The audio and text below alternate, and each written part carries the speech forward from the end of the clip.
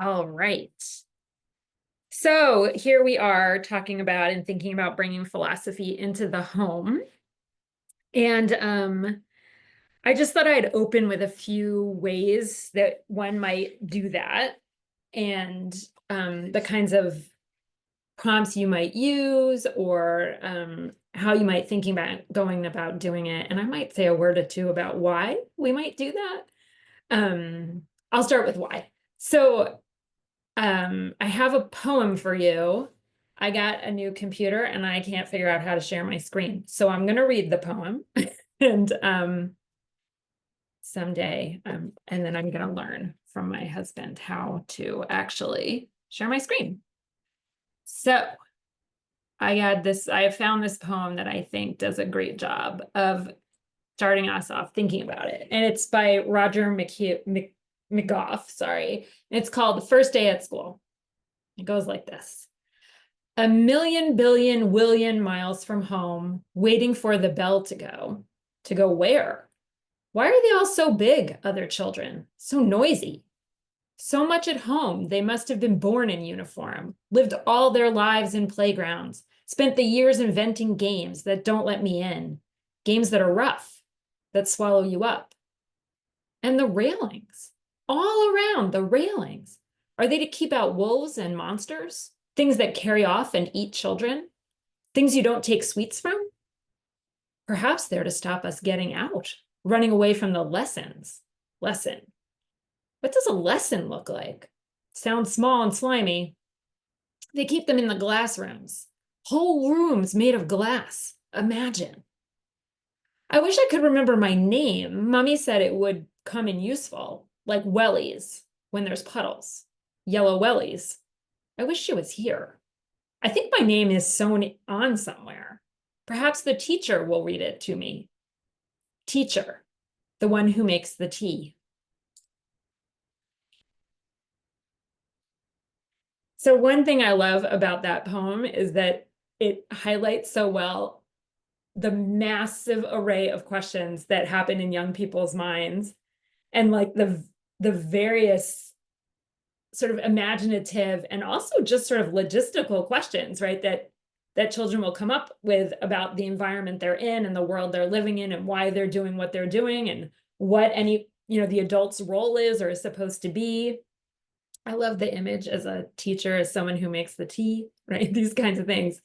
And so I thought it was a good way for us to think about doing philosophy in the home because it shows, I think it demonstrates so sweetly how many questions come up for young people just in the course of living their lives and how much space they're going to need to have a chance to just think about those things and say what's on their mind.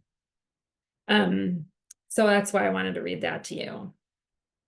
So one reason to do philosophy at home is to create that space for the young people in our lives, right? Where they have a chance to think and talk about in a low stakes way the things that are on their minds, from the silly all the way to the very, very deep. And for us to be able to show up for them in a kind of community of inquiry way, which is to say, right, we don't have the answers. It's not a conversation where the adult is supposed to provide the content and answer the question, but where the adult is supposed to sit as a co-equal and wrestle and wonder and be curious together rather than needing to be the leader or the person who's got the power in the conversation. And the young people in our lives can be moved by the fact that sometimes the adults will change their minds based off of what they said, or sometimes the adults will be tickled by what they said, or will want to know more about what they said, right? Which is not an experience kids always have during the day, right? Depending. And so doing philosophy at home can be such a great way to offer that space to the young people in our lives, but also to get to know them in a really different way. I have gotten to know my child in such a different way by doing philosophical conversations with him than I would have gotten to know him if I hadn't. I get to see a piece of how he sees the world, of how he understands the world, of how he reasons, and of what kinds of things are on his mind, again, from the absurd all the way to the very, very deep and complicated. So these are some reasons to do philosophy at home with our young people. And the great news is at home, there's all kinds of opportunities, right? We can use picture books. If we have access to the internet, we can use animated short videos. We can use movies or scenes from movies. We can poems, songs, art and music. When the kids are older, current affairs will offer quite a lot of opportunity for conversation. And of course, the outdoors, which provides infinite opportunities for questioning and wondering and curiosity. And we can do it, right, the philosophy through discussion, which tends to be a lot of ways families do philosophy at home.